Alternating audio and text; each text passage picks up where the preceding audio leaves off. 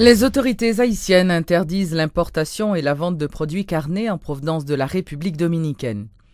L'importation et la vente de volailles, d'œufs et d'animaux vivants potentiellement contaminés ou porteurs de la grippe aviaire en provenance de la République dominicaine est interdite jusqu'à nouvel ordre. L'annonce a été faite par les ministères du Commerce et de l'Industrie ainsi que de l'Agriculture dans un communiqué conjoint publié ce jeudi 6 juin. Selon ces ministères, cette décision a été prise suite à l'alerte du ministère de la Santé publique et de la Population de la République d'Haïti aux informations publiées par la presse relatives à la résurgence de l'épidémie de grippe aviaire en République dominicaine et à la confirmation de ces informations par la représentation diplomatique haïtienne en République dominicaine. Dans l'intervalle, les services des ministères informent qu'ils collectent actuellement des informations détaillées au sujet de l'impact de cette nouvelle épidémie de grippe aviaire afin d'évaluer l'opportunité d'adopter d'autres mesures.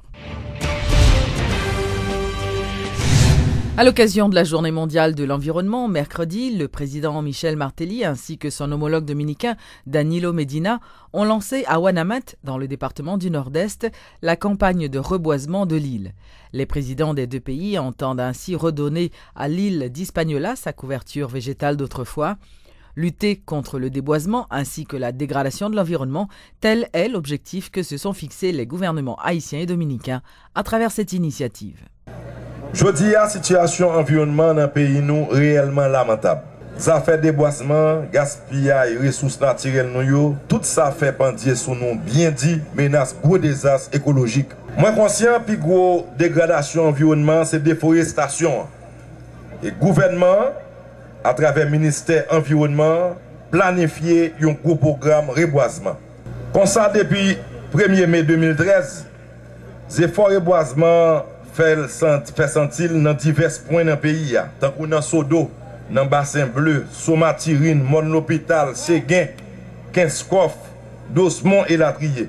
Côté nous déjà mettez dans terre plus passé 400 000 petits pieds bois et puis petit, nous avancé dans tout le département du pays avec bon genre de détermination pour que dans 3 ans, nous faisons couverture forestière pays sorti dans moins de 2% que l'Evodia pour arriver pour Pipiti dans 4%.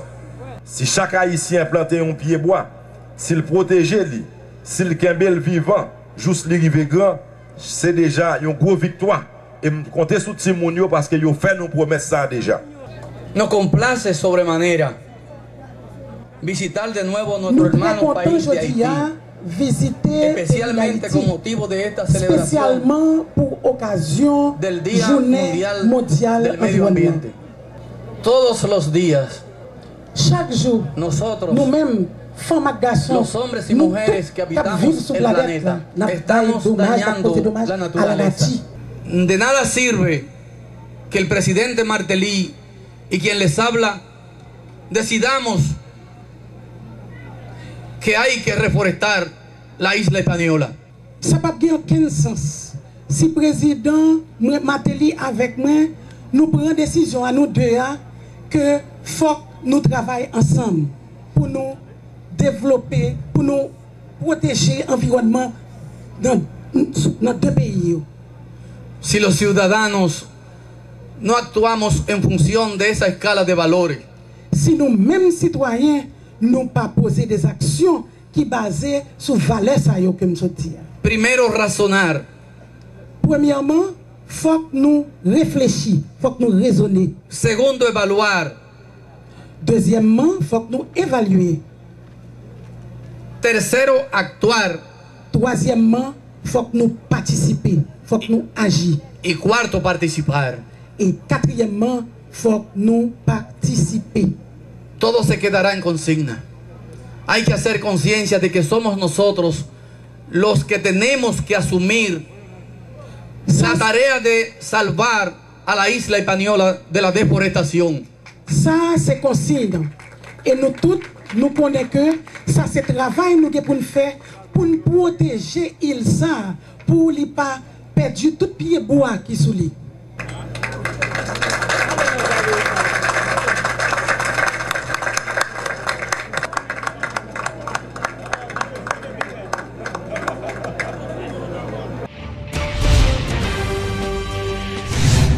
Le gouvernement haïtien s'engage davantage à renforcer l'administration publique. C'est en ce sens que les membres du projet d'appui au renforcement de la gestion publique en Haïti, qui regroupe les gouvernements du Québec, du Canada et d'Haïti, ont adopté ce jeudi une résolution portant sur la formation des cadres. Le projet doit durer 18 mois. Le manque de ressources humaines au sein de l'administration publique, un problème majeur auquel ont toujours fait face les gouvernements haïtiens. Depuis 2008, le PARJEP, projet d'appui au renforcement de la gestion publique en Haïti, entreprend des actions pour y remédier. Ce projet, conçu par les gouvernements canadiens, québécois et haïtiens, de façon à renforcer les capacités des hautes instances gouvernementales et de transmettre une expertise durable au sein de l'administration publique haïtienne, touche presque à sa fin.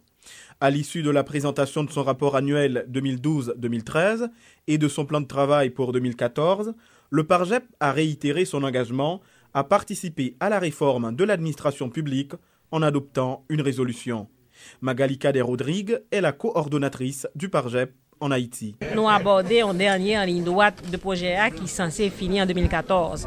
Et donc du coup, le gouvernement prend la question de gouvernance très au sérieux, de plus en plus au sérieux, parce que nous rendons compte que genre OMRH a bougé, que genre CNMP a bougé, et que genre ministère des Finances a bougé. De chaque côté dans l'institution de gouvernance, il y a un pile projet qui est en cours, un pile réforme qui est en cours. Donc du coup, c'était très important que tout acteur mobilisé. En mettant à la disposition du gouvernement haïtien son expertise publique, l'administration du Québec peut être considérée comme l'épine dorsale du projet.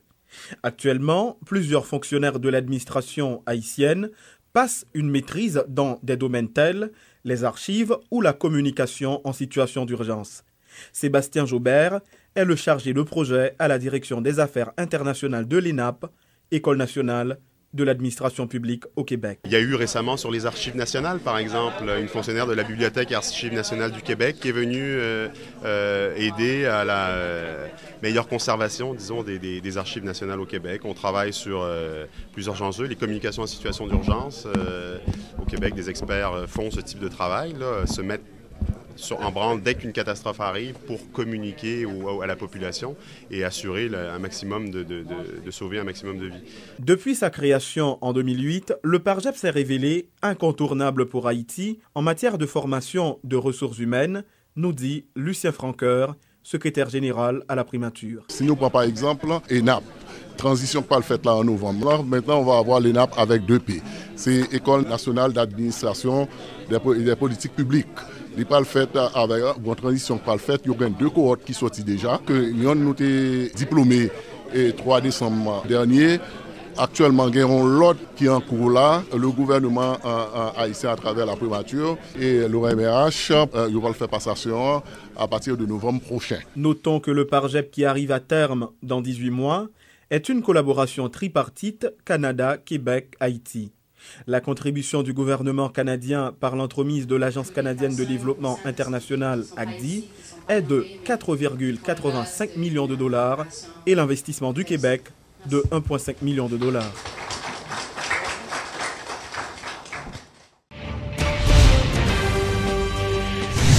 L'ambassadrice des États-Unis en Haïti veut apporter sa contribution à la reprise de l'activité économique dans le pays. Pamela White, qui visitait l'entreprise textile Horizon Manufacturing SA à la Sonapi, a promis de faire la promotion du potentiel économique du pays à l'extérieur. La diplomate s'est engagée par ailleurs à plaider auprès du Congrès américain en faveur d'une prolongation de la loi HOPE.